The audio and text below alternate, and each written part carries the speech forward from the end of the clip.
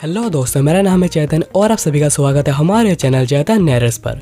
और आज हम नैरेट करेंगे द डंजियन स्मगलर के एपिसोड नंबर 2 को। तो अगर तुम्हें ये वीडियो थोड़ी सी भी पसंद आ जाती तो वीडियो को एक लाइक कर देना। तो चलो अभी जल्दी से नरेशन को शुरू करते हैं।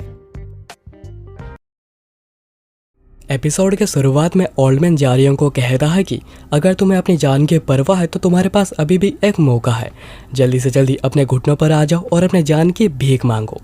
जो सुनकर जारियों कहता है कि क्या कहा, मुझे क्या करना चाहिए, भीख मांगना? पर मैं तुम्हें बता दूं कि मुझे भीख मांगना नहीं आता। और फिर हमें जारियों के बारे में बताया जाता है जो कि 17 साल का फर्स्ट ईयर का स्टूडेंट है और वो एक डंजियन स्मगलर है जो कि डंजियन से टोटल 371 बार वापस आ चुका है, यानी वो एक और ही लेवल का है। पर आखिर डंजियन स्मगलिंग होती क्या है, इसके बारे में हमें आगे बताया जाता है। रोज एडवेंचरर्स कड़ी मेहनत करते हैं डंजियन को एक्सप्लोर करने में, और जब वो सक्सेसफुली एक डंजियन को एक्सप्लोर करके सभी मॉन्स्टर्स को मार देते हैं तो उन्हें अंदर काउंटलेस ट्रेजर्स मिलती हैं। पर एडवेंचरर्स के डंजियन से बाहर निकलने से पहले उन्हें जो भी चीज़ें मिली हुई होती है उन सभी चीज़ों को इंस्पेक्शन के लिए हैंड ओवर करना पड़ता है, क्योंकि ट्रेजर में ऐसे बहुत सी चीज़ें होती है जिनमें कि इनक्रेडिबल स्ट्रेंथ होती है। तो अगर ऐसी चीज़ें बिना किसी परमिशन के सर्कुलेट होने लग जाती है तो इन्हें बुरी चीज़ों के लिए यूज़ किया जाएगा, जिससे कि लोगों की ज़िंदगी खतरे में आ सकती है। इसलिए इन चीज़ों को एडवेंचर्स के एसोसिएशन इंस्पेक्ट एंड रजिस्टर वगैरह करती है और उनके वैल्यू के हिसाब से उनके ऊपर टैक्सेस लगाई जाती है। हाउएवर इसमें ऐसे भी लोग हैं जो कि रूल्स को तोड़ते हैं। वो कुछ एडवेंचरर्स से कांटेक्ट करते हैं ताकि ट्रेजर्स को छुपकर से डंजियन से निकाला जा सके, ताकि उन्हें इसके ऊपर भारी टैक्सेस देनी ना पड़े। और अगर ऐसे लोग पकड़े नहीं जाते तो इस सोसाइटी के लिए बहुत ही बड़ा लॉस है।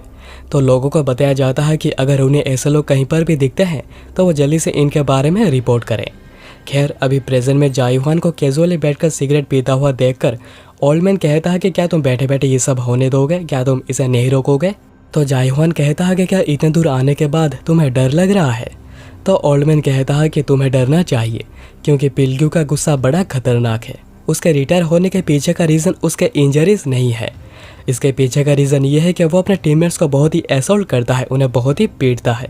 तो अगर तुम्हें लग रहा है कि वो उस पर ईजी जाएगा क्योंकि वो एक बच्चा है, तो तुम बहुत बड़ी गलती कर रहे हो, क्योंकि हो सकता है कि आखिर में तुम्हें जाकर उसके लाश को उठाकर साइड में फेंकना पड़े।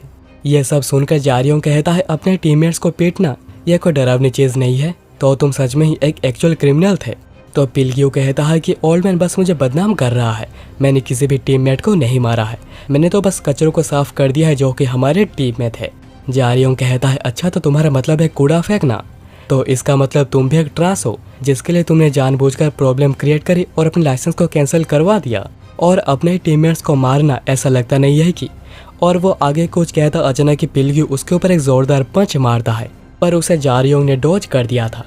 पर फिर वो कहता है कि ऐसे अचानक हमला कर देना यह काफ़ी रूड है। ये सुनकर पिल्ग्यू गुस्से में एक और किक मारने जाता है, तो जारियों उसका चिन पर पंच के बदले एक सॉफ्ट किक मारता है, जिसे कि पिल्ग्यू रोक नहीं पाया था। जायुहान कहता है कि देखा, मैंने कहा था ना, मैंने अपने सबसे स्किल्ड आदमी को यहाँ पर बुलाया है। पर यह देखकर तो ओल्डमैन पूरे शौक में है। जारियों फिर कहता है कि यह तो सरप्राइज था, तुम जैसे एक्ट कर रहे थे ऐसा लग रहा था कि तुम तो बहुत ही टफ हो गए। और अभी इस किक को खाने के बाद पिल्ग्यू एक लॉस पर है, क्योंकि पिल्ग्यू ने जारियों को कोई छोटा बच्चा समझा था, पर उसका रिफ्लेक्स और उसका किक के पीछे जो फोर्स थी वो ऑलरेडी एक प्रो लेवल पर पहुंच चुकी है। और ये सब कुछ पिल्ग्यू सोच रहा था, और उसे ऐसा देख जायुहान कहता है कि उसे देखकर लग रहा है कि उसे फाइनली चीज़ें समझ में आने लगी है। यह शायद वो फाइट नहीं है जो कि वो जीत सकता है। पर ओल्डमैन खुद को झूठी दिलासा देने के लिए कह रहा होता है कि यह लड़का अच्छा है, पर उसने बस एक ही किक मारी है, क्योंकि पिल्ग्यू तो कभी भी ऐसा नहीं हारेगा। जो सुनकर जायुहान कहता है कि वेल, मैं उसके फीलिंग्स को समझ सकता हूँ। इतने में पिल्ग्यू अपना सर फाड़ देता है और उसे देखकर जायुहान कहता है मैं श्योर हूँ कि यह एक टैंक है, तो मुझे ऐसा क्यों देख रहे हो, मैं उसे देखकर समझ सकता हूँ। पिल्ग्यू फिर कहता है कि तुमने जो कोई भी चीप ट्रिक्स का यूज़ करने का सोचा था तुम वो कर सकते हो, पर तुम फिर भी एक स्मगलर्स कम ही रहोगे। मैं दिखाऊंगा कि आखिर ट्रू पावर क्या होती है। उसके बाद हमें एडिसन के बारे में बताया जाता है। एडिसन होने के बाद लोग ऐसी एबिलिटीज़ को एवाकेट करने लगे जो कि उनके लिमिटेशन के पार थी। पर सभी इंसान के बिल्ड डिफरेंट हैं, उनके टैलेंट्स अलग अलग हैं और सभी लोग अलग अलग समय पर एवाकेट होते हैं। एडवेंचरर्स ऑफकोर्स वैसी ट्रेनिंग करते हैं जो कि उनकी एबिलिटीज़ को मैच करती है, और वो फिर वैसे ही रोल्स को निभाते हैं। और उनमें से ही एक एबिलिटी होती है टैंक।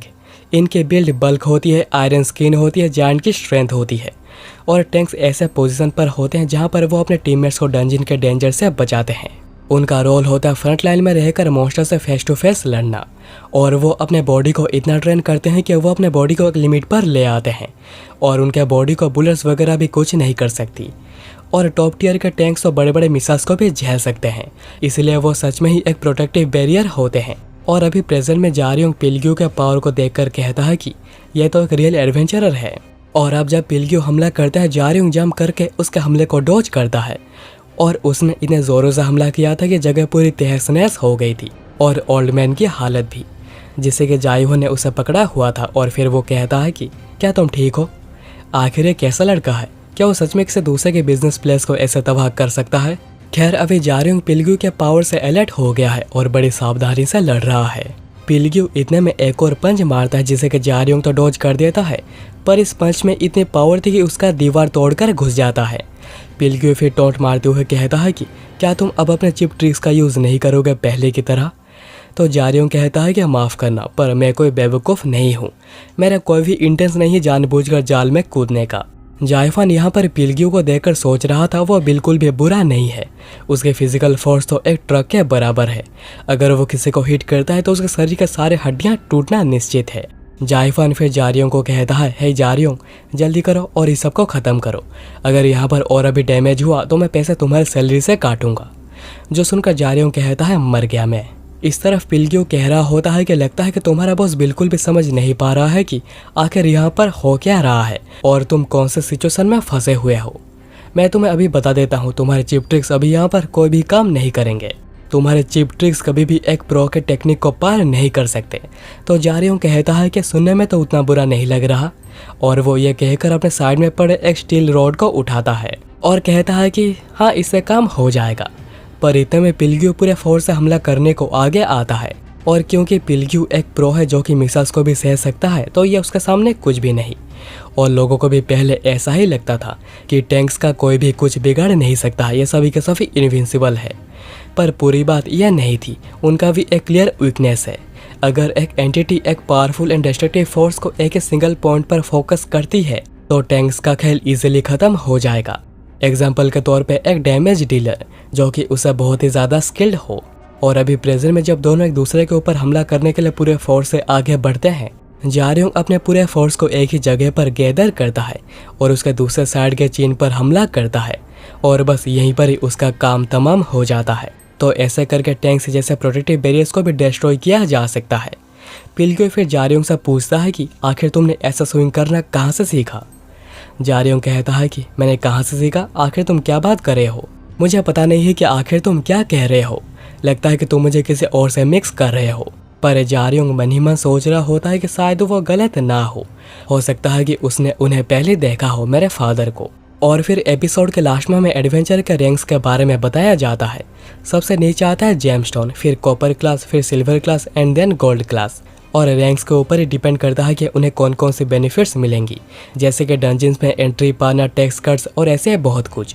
और जो लोग टॉप 100 एडवेंचरर्स में आते हैं उन्हें रैंकर्स कहा जाता है और उन्हें इस 4 रैंक के अलावा एक कलर रैंक भी मिलती है।